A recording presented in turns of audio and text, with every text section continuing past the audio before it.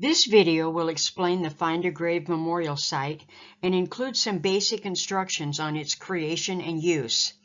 At the end of the video, we will show you how to use the Find a Grave Memorial information to attach to the Family Search Sources tab of your family tree.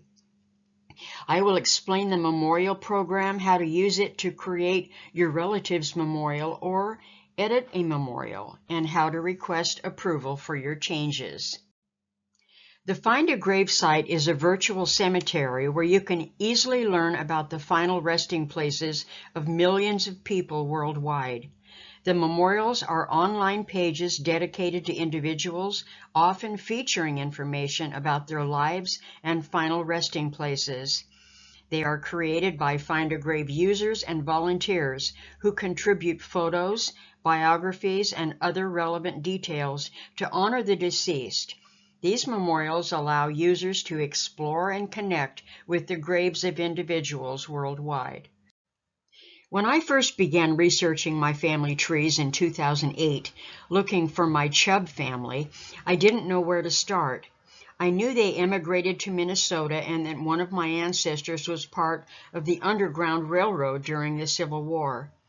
While researching, I stumbled across the findagrave.com memorial site and found my ancestor's gravestone photograph. I was thrilled, and I wanted other descendants and researchers to feel my rush of excitement. I became a volunteer for the organization, taking pictures for others to add gravestone photos to their family tree. Anyone can request a gravestone photo, but as a volunteer, I receive email requests for pictures of gravestones. I find the grave, take the pictures, and upload the photos to the memorial. The person requesting the image gets a link to the completed photo in the memorial. Everything you access on Find a Grave has been freely given and freely shared. Contributions of memorial information, photos, corrections, and other data to the site have made it a valuable resource. This organization includes cemeteries nationwide and in different parts of the world. Several pieces of information are required to begin the project: name, date of birth, date of death, and cemetery. First, you must find the cemetery where your ancestor is buried. For instructional purposes, I have left cemetery location blank and will browse the cemetery locations for my abuelita because many of us do not know where our ancestors are buried. Sometimes the simplest changes can make the difference. Once you complete the form, scroll down to filter the request by checking one or more of these boxes.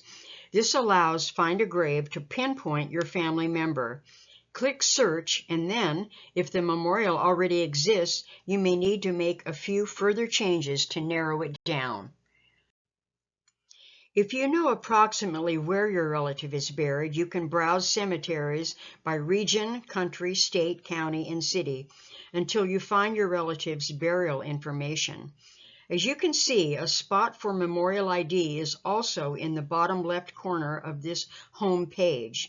Sometimes we can begin with a memorial ID from another relative and access a memorial that way.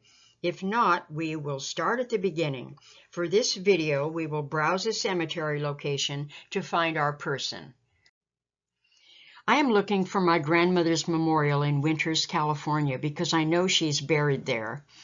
To create a memorial, I began here. Eventually, her family's memorials will be linked once I find where they are buried. Many of us may not know where our ancestors are sleeping, so I will go through this step by step. I typed in Winters Cemetery, and the cemetery location for Winters, Yolo County, California, USA opened for me. This only displays locations with cemeteries. If you know your relative died in a specific town, but there are no cemeteries there, that box will not give you the cemetery information. Sometimes they are buried in a cemetery near the city where they died, and you must browse those areas if you do not have the specific cemetery name in your research information. Once I found Winters Cemetery, I opened their site and looked for Manuela's memorial. You may also find interesting information like this one. Winter's Cemetery is also known as Masonic Cemetery. 5 gravestone photo requests are listed, waiting for a volunteer to find and take photos of their gravestones. The cemetery includes nearly 4,300 memorials, and 87% have gravestone photos attached. The last piece of information lists almost 2,900 gravestones with a GPS, so you can also narrow down exactly where the grave is located in the cemetery.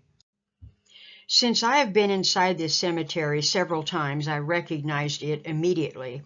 This is where the beginning of the documentary Pasahe a Hawaii was filmed, and I was walking alongside my Aunt Millie Ruiz Cortopassi at the beginning. I know many of my relatives are in this cemetery, but when we are researching, we do not always know this, and that's where the research happens to find our people. Now we need to locate our person by typing all the names we know. Do not be disappointed if the memorial doesn't open immediately, but don't be too hasty to think it's not there. I typed all the information for my grandmother, including her second surname as her middle name.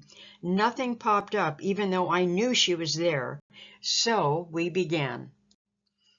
I filtered my request by clicking on Refine Search at the far right. After I deleted the Sylvan middle name, her memorial opened for me. Typing less is more in this instance. Some descendants may have created a memorial with nicknames instead of birth names and other pieces of information. In this case, if you make a memorial and find another one because of incorrect or nicknames, there is an area to report a duplicate. When you find an existing memorial, you can do several things. Request an edit if there is missing information, change existing information if it is incorrect, add family memorial ID numbers, which I will explain later, or add the person's photo or gravestone photos.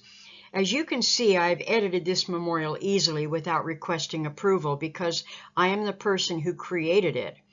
I added her middle name, second surname, and nickname Mildred. I added this nickname even though she was always Abuelita to me. In fact, I didn't know her name was Manuela until I attended my 7th grade Spanish class and learned that Abuelita meant little grandma. Her daughter Manuela was called Millie, but I didn't know Abuelita was ever called Mildred until I found a third cousin who told me his father called her Mildred. Adding a nickname is a good idea, just as in Family Search when you add alternate names.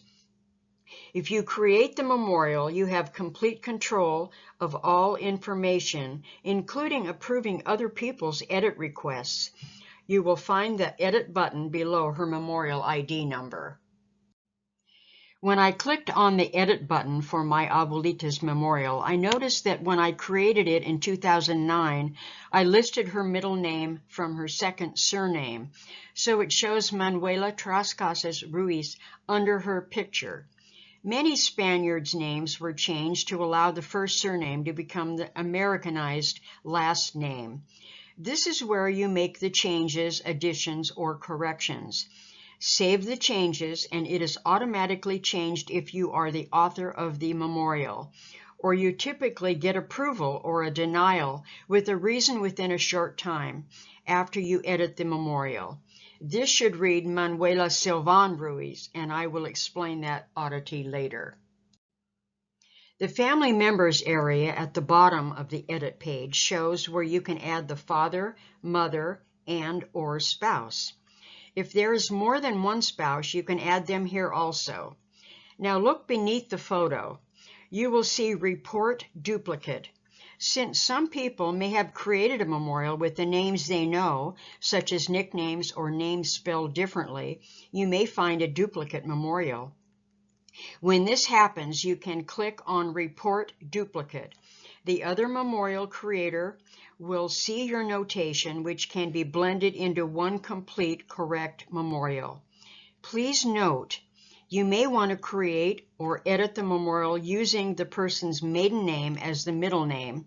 so it is listed that way under the photo of your relative.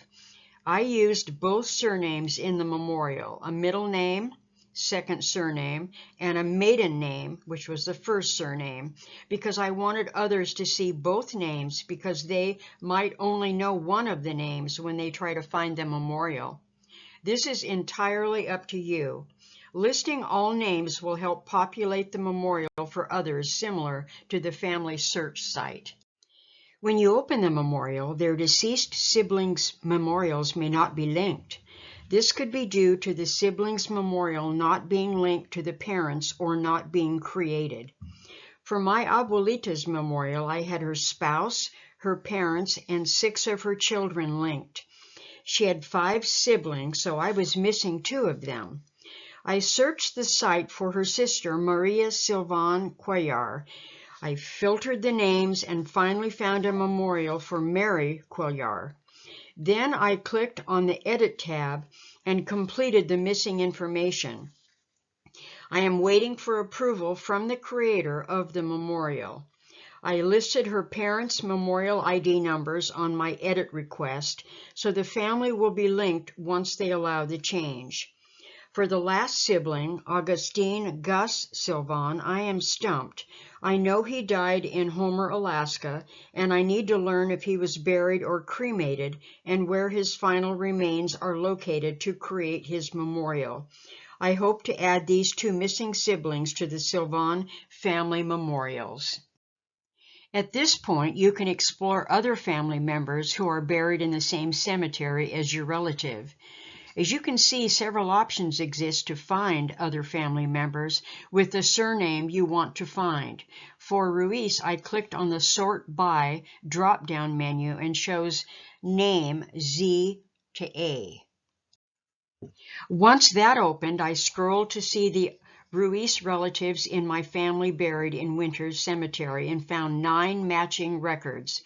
I found my father, my brother, my great-grandfather's second wife, my abuelita Manuela, and my abuelo Bernardo's brother Juan. It lists all the Ruiz burials in the cemetery. Our family members are typically buried close to their residential areas, but sometimes they are buried in family groups like mine. Once you find the cemeteries for your families, you can browse for other family names like I did here.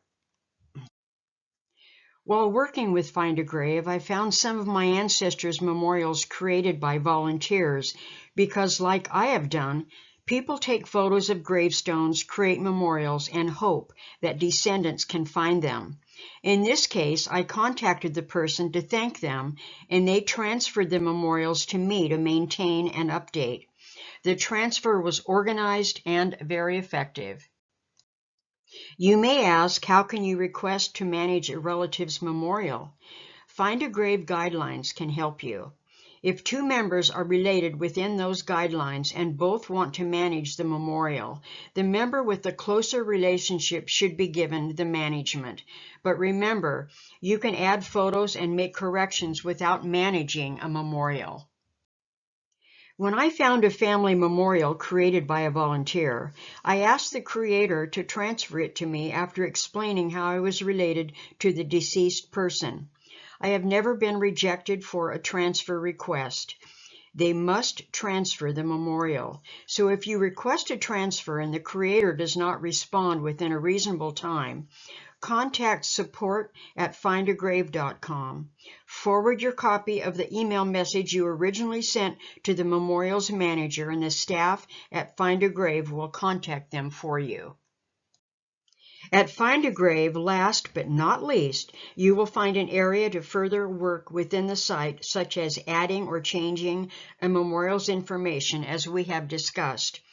If you want some information removed from the site, ask the cemetery office a question or manage another person's memorial. This is the best place to go. You will find it at support.findagrave.com. Now let's return to our Ancestors Family Search Tree to learn how to attach your memorial from the Find a Grave site. Open your Find a Grave memorial and Family Search person page.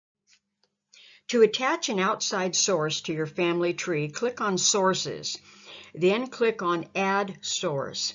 A drop-down menu gives you three options: Add Source, Add Memory Source, and From Source Box. Click on the Add New Source or Add New Memory Source. Each of these opens a page where you can add the Find a Grave URL. Under this Create Source page, click on Source Type for the web page URL.